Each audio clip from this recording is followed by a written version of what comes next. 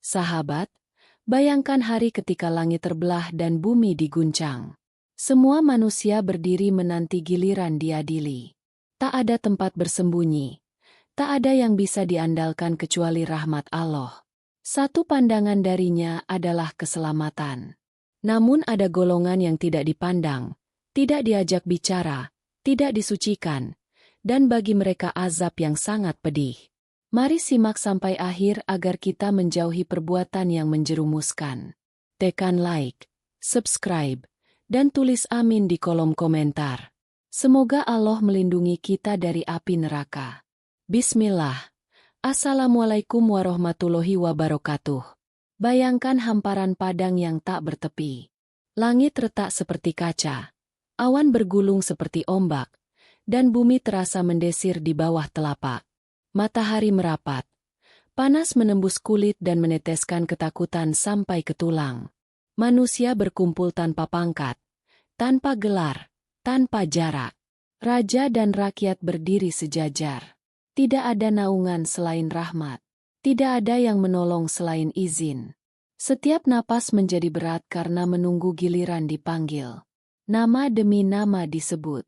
Ada yang berjalan ringan karena amalnya. Ada yang gemetar karena dosa yang disembunyikannya selama ini kini tampil di hadapan makhluk. Di sana, pandangan Allah menjadi satu-satunya harapan. Sekali saja ia memandang, itulah keselamatan. Sekali saja ia menyapa, itulah kemuliaan. Dan siapa yang berpaling darinya di dunia akan merasakan bagaimana rasanya dipalingkan darinya di hari itu. Ada wajah yang berseri karena pernah menjaga sujud. Ada wajah yang tenang karena pernah menjaga lidah. Ada wajah yang teduh karena pernah mengalirkan harta di jalan kebaikan. Namun ada pula wajah yang tertunduk, kering dari harapan. Mereka menoleh ke kanan dan ke kiri, mencari sapaan langit. Tetapi yang datang hanya sepi yang menyayat. Bayangkan antrean memanjang seperti sungai manusia. Malaikat berdiri rapi. Amalan ditimbang. Kata-kata yang dulu dianggap remeh kini beratnya melebihi gunung. Tatapan dan langkah yang dulu dianggap kecil kini menuntut balasan. Sebagian orang menjerit. Sebagian berbisik pasrah. Mereka yang pernah menyembunyikan aib saudaranya merasakan kelembutan. Mereka yang pernah membuka aib sendiri merasakan pedihnya malu yang tak pernah sempat dirasakan di dunia. Betapa agungnya satu sujud yang dikerjakan tepat waktu. Betapa mahalnya satu sedekah yang menghapus kerak kikir di hati. Betapa berartinya satu istighfar yang menumbuhkan rasa malu pada malam-malam sepi. Hari itu bukan tentang banyaknya pengikut. Bukan tentang panjangnya gelar.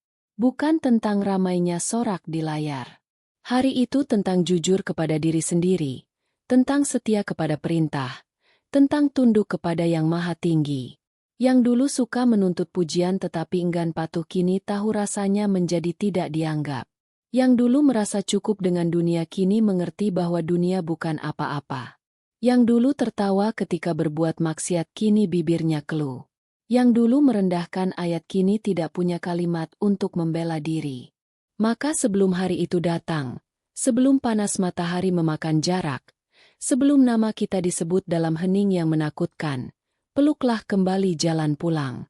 Perbaiki sujud, lembutkan hati, pilih kata yang menyelamatkan. Timbang langkah sebelum melangkah. Karena pada akhirnya yang kita cari hanya satu, dipandang oleh Allah dengan kasih sayang pada hari ketika semua wajah tertunduk. Inilah pintu menuju bab berikut. Tentang satu penyakit awal yang meruntuhkan kehormatan di sisi langit, yakni menuntut dihormati tetapi meninggalkan sholat. Di rumah-rumah kita ada teladan yang diam-diam dicatat langit. Seorang ayah yang suaranya keras ketika meminta dihormati, namun suaranya hilang ketika azan berkumandang. Seorang ibu yang tangannya ringan menegur anak agar sopan, namun tangannya berat ketika mengangkat sajadah. Anak-anak mengamati. Mereka belajar dari kebiasaan, bukan hanya dari kata-kata. Jika setiap senja televisi dibiarkan menyala sementara masjid memanggil, anak menangkap pesan yang jelas, bahwa panggilan langit bisa ditunda. Jika setiap pagi pekerjaan dikejar tetapi sholat subuh sering tertinggal, Anak memahami bahwa rezeki dianggap datang tanpa sujud. Inilah awal runtuhnya wibawa yang sesungguhnya. Solat bukan sekadar gerak. Ia janji yang dipegang 5 kali sehari. Ia pengakuan yang diulang agar hati tidak lupa arah. Ia pagar agar lidah tidak liar dan tangan tidak serakah. Ketika seseorang meremehkannya, ia menghabisi sumber kehormatannya sendiri.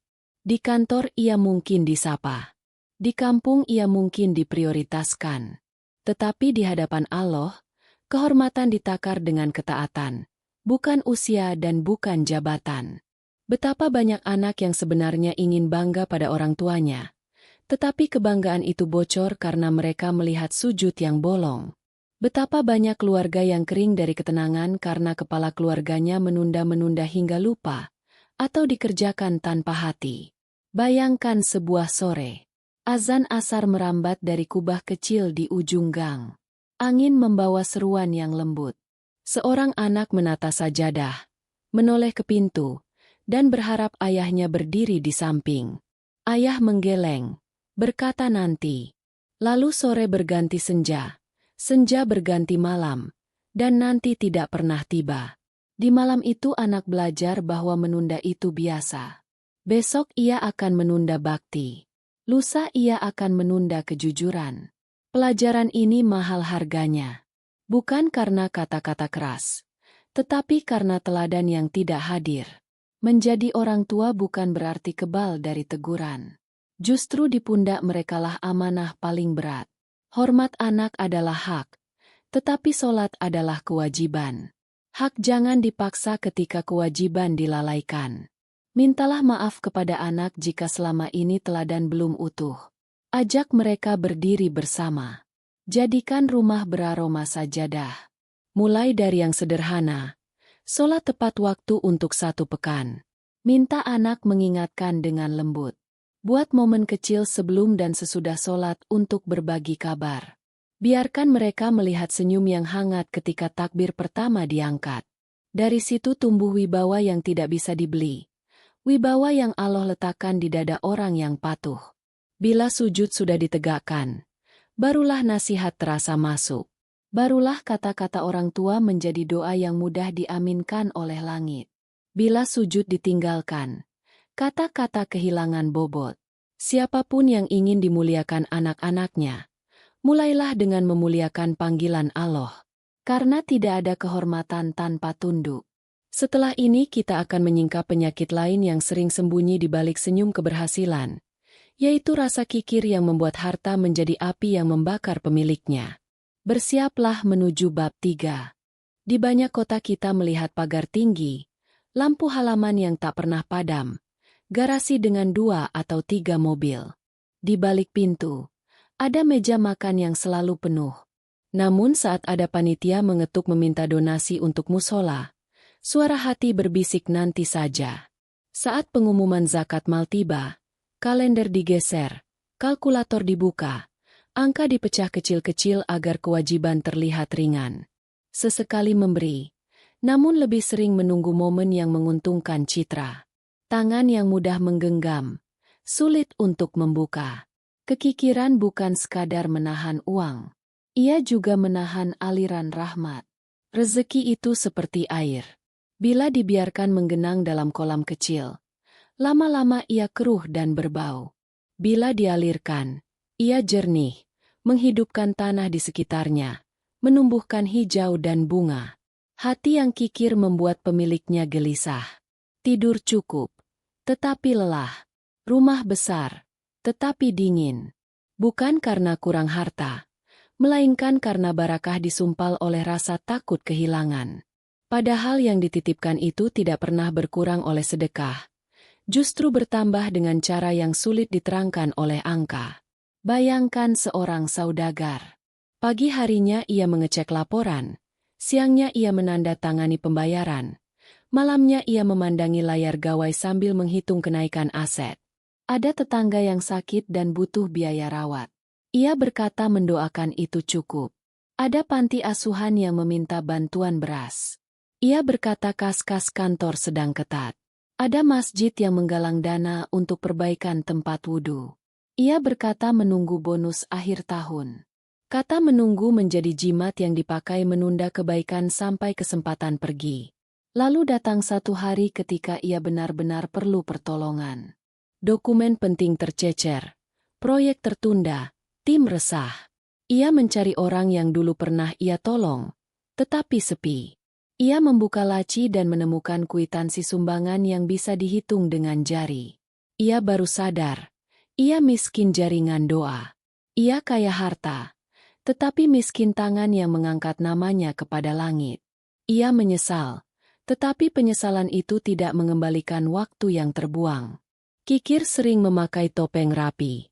Ia menyamar menjadi sikap hemat, padahal takut memberi. Ia menyamar menjadi kehati-hatian, padahal pelit. Ada cara mudah membongkar topeng itu. Tanyakan pada diri. Apakah aku lebih mudah mengeluarkan uang untuk hobi daripada untuk tetangga yang kesusahan? Apakah aku lebih ringan membeli perangkat baru daripada menyisihkan untuk beasiswa anak yatim? Jika jawabannya ya, berarti bukan soal kemampuan, melainkan kemauan. Ubah kebiasaan dari sekarang. Tetapkan pos zakat dengan disiplin. Sisihkan sedekah harian meski kecil. Latih tangan untuk memberi sebelum diminta. Mengeluarkan harta tidak selalu uang. Bisa tenaga, keahlian, jaringan. Ada yang belum mampu menyumbang uang, tetapi mampu mengantar tetangga ke rumah sakit. Ada yang belum mampu menyumbang besar, tetapi mampu membuat pos tergalang dana yang menarik. Setiap aliran kebaikan akan kembali.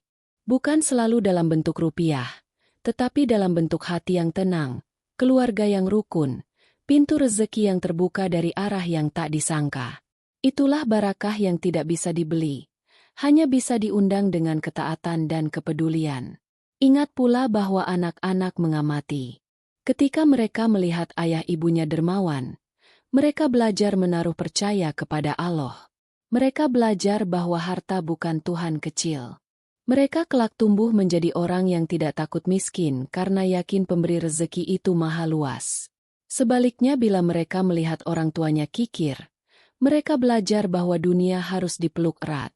Kelak mereka besar dengan hati yang sempit. Warisan bukan hanya angka, tetapi juga cara memandang harta. Maka, buka genggaman. Biarkan air rezeki mengalir. Jangan menunggu kaya untuk berbagi, karena berbagi itulah jalan menuju rasa cukup. Jangan menunggu datangnya musibah untuk sadar bahwa jaringan doa lebih kukuh daripada pagar tinggi. Sebelum Allah berpaling dari pemilik harta yang kikir, jadilah orang yang membuat langit tersenyum saat melihat tanganmu terbuka. Dari sini kita melangkah ke jurang lain yang sering menelan kehormatan, ketika dosa bukan disembunyikan, tetapi dipamerkan. Lanjut ke bab 4. Zina merusak dari dalam. Ia dimulai dari pandangan yang dibiarkan tumbuh, percakapan yang melampaui batas, pertemuan yang dicari, janji yang dikemas manis, lalu jatuh pada pelanggaran yang merobek kain malu. Dulu, orang menutup rapat aibnya, menangis di malam hari, mencari pintu kembali. Kini, sebagian orang justru mengangkat kameranya. Kisah maksiat diceritakan dengan tawa. Foto dan video diunggah sebagai tanda berani. Komentar datang. Pujian palsu menguatkan. Hati yang sudah tipis rasa malunya semakin menebal dalam kebodohan. Menceritakan dosa di pagi hari padahal malamnya Allah telah menutupinya adalah bentuk tidak tahu diri. Itu bukan keberanian. Itu kehilangan rasa malu. Padahal malu adalah perisai terakhir iman. Ketika perisai itu jatuh, dosa yang kecil terasa biasa, dosa yang besar terasa biasa, dan kebenaran mulai terasa mengganggu. Lingkungan pun rusak. Anak-anak membaca komentar dan menelan racun normalisasi. Kalau tokoh yang diikuti bangga dengan dosa, lama-lama dosa terlihat seperti pilihan gaya hidup. Di balik layar, selalu ada hati yang patah. Ada pasangan yang dikhianati. Ada keluarga yang menanggung malu. Ada anak yang akan tumbuh dengan luka yang tidak mereka minta. Zina tidak pernah berdiri sendiri. Ia membawa ekor panjang berupa dusta, manipulasi, dan kekerasan halus. Ia membuat seseorang terbiasa memecah diri. Satu versi untuk dunia, satu versi untuk kamar gelap. Lama-lama jiwa retak, sulit percaya, sulit jujur, sulit bahagia. Dosa memang memberikan sensasi, tetapi setelahnya yang tinggal adalah kosong dan cemas. Bila seseorang terjatuh, jalannya bukan menyebarkan cerita, tetapi menutup rapat aib, memutus yang haram, dan menangis kepada Allah. Belajarlah dari mereka yang kembali. Mereka merasakan bahwa menangis di sajadah jauh lebih lega daripada tawa semu di layar. Mereka menemukan bahwa satu sujud di sepertiga malam bisa memadamkan api yang menyala di dada. Mereka mengganti nomor, mengganti kebiasaan, mengganti tempat nongkrong, dan mendekat pada majelis ilmu. Mereka menyibukkan diri dengan kebaikan sampai ruang untuk maksiat habis. Masyarakat juga perlu berhenti memberi panggung. Jangan memelototi gosip. Jangan menekan tombol bagikan untuk hal yang menormalisasi maksiat. Jangan ikut tertawa pada narasi yang merendahkan marwah. Lebih baik isi lini masa dengan kisah taubat, dengan ajakan menundukkan pandangan, dengan teladan kesetiaan. Karena apa yang kita naikkan akan membentuk iklim. Bila yang naik adalah aib, maka aib akan beranak. Bila yang naik adalah kebaikan, maka kebaikan akan menyebar. Orang yang sudah tua lalu tetap jatuh pada zina, apalagi merasa bangga, adalah tanda bahaya yang besar.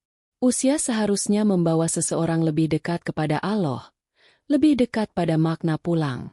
Bila uban tidak juga melembutkan hati, apalagi yang bisa melembutkan?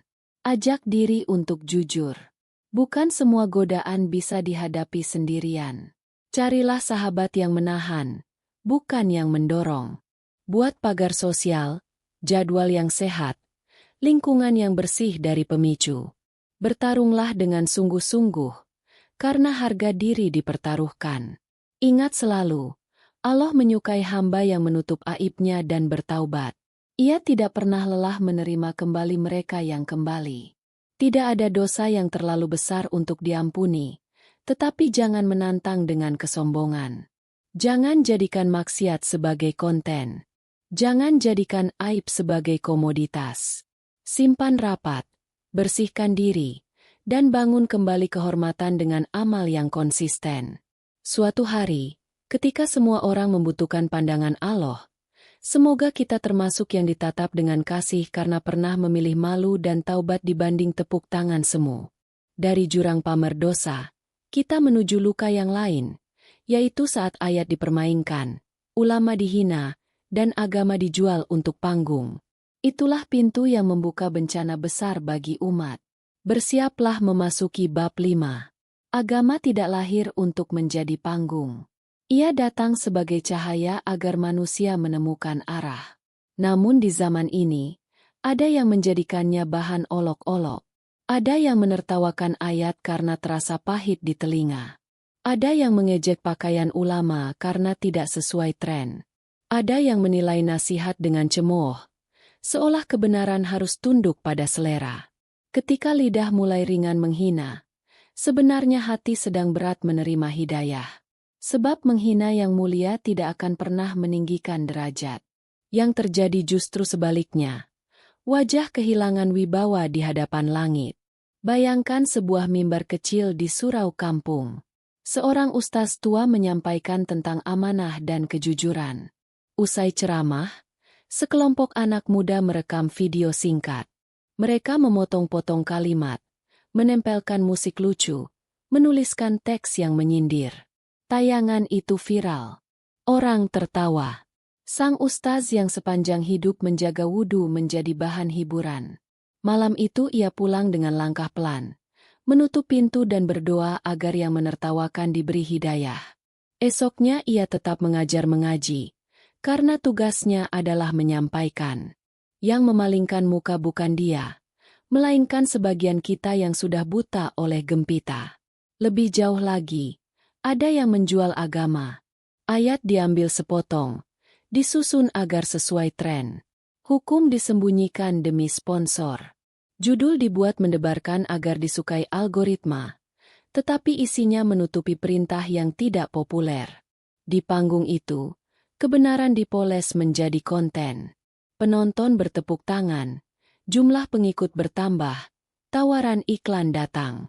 Namun di hadapan Allah, siapa yang menyembunyikan kebenaran demi tepuk tangan sedang menukar cahaya dengan kilauan palsu.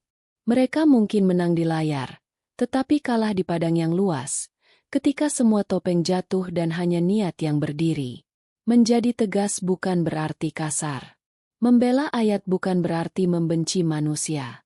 Justru karena cinta, kebenaran harus disampaikan apa adanya. Agar manusia selamat, bukan nyaman. Bila kita mendengar ayat rasa keras, jangan buru-buru mengejek. Tanyakan pada diri, apakah hatiku yang keras? Bila nasihat ulama terasa berat, jangan lekas menuduh. Barangkali iman sedang lemah. Belajar mengapresiasi mereka yang menghabiskan usia menjaga ilmu. Mereka bukan makhluk tanpa salah, tetapi mencela mereka karena kekurangan kecil sama dengan menutup mata dari lautan kebaikan yang telah mereka berikan. Tanda agama menjadi komoditas mudah dikenali. Kata-kata manis tetapi hambar, ramai tetapi hampa. Tidak ada ajakan untuk sujud, tidak ada seruan untuk taat. Yang ada hanya hiburan yang memakai pakaian petuah. Hati-hati, jangan biarkan diri menjadi penonton setiap panggung yang memelihara nafsu. Lebih baik mencari majelis yang sederhana tetapi jujur. Tempat di mana Al-Quran dibaca dengan hormat, sunnah dipelajari dengan rendah hati, dan nasihat disampaikan tanpa takut pada komentar. Muliakan ayat dengan cara membacanya setiap hari. Muliakan ulama dengan cara mendoakan mereka. Bila ada kekurangan, luruskan dengan adab. Jangan menyebarkan potongan yang belum jelas duduk soalnya. Jangan menjadi penyebar cemooh yang menambah beban dosa. Ingat bahwa setiap kalimat akan dimintai pertanggungjawaban. Jari yang menekan tombol bagikan tidak lebih ringan timbangannya daripada lidah yang mengucap. Semuanya tercatat. Semuanya kembali kepada pemiliknya. Di puncak semua ini adalah niat. Luruskan niat dalam berdakwah maupun mendengar dakwah. Bila engkau berdiri di mimbar, sampaikan karena Allah. Bila engkau duduk sebagai pendengar, dengar karena Allah. Bila engkau menulis, tulis karena Allah. Kesucian tujuan akan memelihara kesucian jalan. Sebaliknya, niat yang keruh akan mengeruhkan semuanya. Pada hari ketika Allah menimbang amal, kemasan tidak bernilai. Yang bernilai adalah kebenaran yang dipegang, kejujuran yang dijaga, serta rasa takut yang membuat lidah menahan cemooh. Mari kita pilih menjadi pembangun iklim yang sehat. Angkat kisah tentang keteguhan, bukan tentang aib. Dukung lembaga yang mendidik, bukan yang menjual sensasi. Bangun keberanian untuk berkata maaf bila pernah ikut menertawakan yang mulia. Karena siapa yang meninggikan ayat dan memuliakan pembawanya, Allah akan meninggikan martabatnya. Dan siapa yang merendahkannya, Allah akan merendahkan di dunia dan akhirat. Dari kesadaran ini, kita melangkah ke penutup. Bagaimana cara kembali agar layak dipandang? Itulah bekal di bab terakhir. Setiap manusia pernah salah. Yang membedakan adalah cara menyikapinya. Ada yang menumpuk salah menjadi tembok, ada yang mengubah salah menjadi jembatan pulang. Selama napas masih bergerak, pintu itu terbuka. Allah mencintai hamba yang kembali dengan hati hancur lalu meminta disatukan kembali. Mulailah dari hal yang paling dekat, yakni sujud. Tegakkan solat pada waktunya. Jadikan azan sebagai penanda arah. Berhentilah di tiap panggilannya, karena di sanalah engkau dilihat oleh langit. Bila satu pekan terasa berat, mulai dari satu waktu yang paling sering terlewat. Setelah terjaga di situ, tambahkan waktu lain. Perlahan, bukan berarti lambat. Yang penting terus maju. Kedua, bersihkan harta. Hitung zakat dengan jujur. Tetapkan sedekah harian meski kecil. Tidak ada ukuran yang terlalu kecil untuk memanggil barakah. Jadikan memberi sebagai kebiasaan, bukan acara. Latih tangan untuk menyenangkan hati orang tua dan tetangga. Sapa mereka, dengarkan keluhan mereka, hadir ketika perlu. Harta yang mengalir membawa tenang yang sulit dijelaskan. Tiba-tiba rezeki datang dari arah yang tidak diduga. Urusan dimudahkan, jalan terasa ringan. Itu bukan sulap, itu janji yang ditepati. Ketiga, tutup rapat aib. Berhenti menceritakan kisah gelap. Berhenti memamerkan luka agar dianggap berani. Keberanian sejati adalah menghentikan langkah di tepi jurang dan berbalik. Bila hubungan haram masih berjalan, putuskan dengan tegas. Ganti nomor bila perlu, ganti kebiasaan, ganti rute perjalanan. Isi waktu kosong dengan kebaikan. Tubuh yang lelah oleh amal akan sulit diajak maksiat. Hati yang sibuk mengingat Allah tidak akan punya ruang untuk khayal yang kotor. Jangan lupa meminta maaf kepada yang disakiti. Bila tidak bisa bertemu, kirimkan doa dan kebaikan dari jauh. Keempat, jaga lisan dan jari. Timbang sebelum bicara. Baca sebelum membagikan. Tanyakan pada diri. Apakah kalimat ini mendekatkan atau menjauhkan dari ridhonya? Apakah unggahan ini membangun atau merobohkan marwah? Jadikan media sosial sebagai ladang pahala. Sebarkan ilmu yang benar, kisah taubat, ajakan sederhana untuk sholat berjemaah, penggalangan untuk anak yatim. Ketika ruang maya dipenuhi kebaikan, hati pelan-pelan menjadi jinak terhadap petunjuk. Kelima, pilih lingkungan. Iman itu naik turun. Butuh sandaran. Carilah sahabat yang mengingatkan ketika lalai dan merangkul ketika jatuh. Hadiri majelis ilmu walau sepekan sekali. Duduk sebentar mendengarkan ayat lebih ampuh menenangkan hati daripada menatap layar berjam-jam. Di sana kita belajar adab, bukan hanya pengetahuan. Adab membuat nasihat masuk tanpa melukai harga diri. Adab membuat perbedaan tidak berubah menjadi permusuhan. Keenam, perbanyak istighfar dan doa di waktu sepi. Ada jam di mana langit terasa dekat. Sepertiga malam adalah jam itu. Bangun sebentar saja, basuh wajah, bentangkan sajadah. Sebut nama Allah dengan lembut. Ceritakan takut dan berharapmu. Air mata yang jatuh di waktu itu membersihkan noda yang menempel lama. Hati yang telah lembut di hadapan Pencipta akan lembut juga di hadapan manusia. Dari kelembutan lahir keputusan yang benar. Dari keputusan yang benar lahir hidup yang terarah. Ketujuh, berdoa agar Allah memandang kita dengan kasih. Ini inti seluruh upaya. Bukan agar dipuji manusia, bukan agar dianggap saleh, tetapi agar mendapat pandangan yang menyelamatkan di hari ketika semua wajah tertunduk. Minta agar Allah menutup aib, memperbaiki yang rusak, menguatkan langkah, dan meneguhkan hati. Minta agar keluarga dijaga dalam ketaatan. Minta agar diberi teman-teman yang baik, guru-guru yang ikhlas, dan rezeki yang halal serta cukup. Doa yang diulang mengukir jalan yang terang. Pada akhirnya, kehidupan adalah serangkaian pilihan kecil yang membentuk nasib besar. Pilih sujud daripada gengsi. Pilih memberi daripada menumpuk. Pilih malu dan taubat daripada tepuk tangan semu. Pilih memuliakan ayat dan ulama daripada menebar cemooh. Bila langkahmu terpeleset lagi, bangun lagi. Bila hatimu keras, ketuk terus pintu itu. Tidak ada hamba yang menyesal karena kembali. Yang ada hanya hamba yang menyesal karena menunda. Semoga pada hari ketika matahari didekatkan, Allah memandang kita dengan kasih, menyapa kita dengan ridho, dan menuntun kita menuju teduh yang abadi. Tulis pelajaran yang kamu dapat di kolom komentar. Sebut asal kota. Ajak keluarga menonton dan sama-sama memperbaiki diri. Terima kasih sudah berjalan bersama sampai di sini. Wassalamualaikum warahmatullahi wabarakatuh.